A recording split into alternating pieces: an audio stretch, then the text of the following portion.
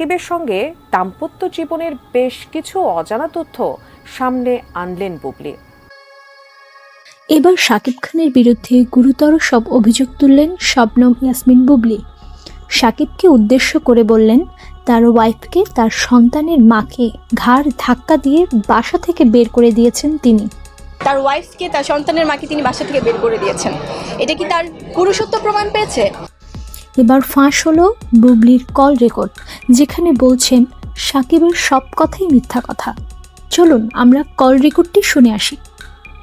এবং তিনি যে বলেছেন তার বাসা থেকে আমাকে নাকি তিনি বের করে দিয়েছেন, এগুলো একদম ডাহা মিথ্যা কথা। তার সবগুলো কথাই তো মিথ্যা কথা। বিকজ এটা কেন তিনি বলছেন আমি জানি না, কারণ আমার পারিবারিক তো একটা ব্যাকগ্রাউন্ড আছে এবং আমি আমার পরিবারের সাথে থাকি এবং সেটা কিন্তু আমার পরিবারের সব কিছু।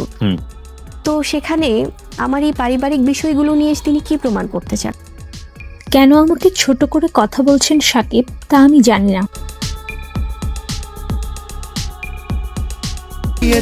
তোকে দিল দিল দিল তোকে সারা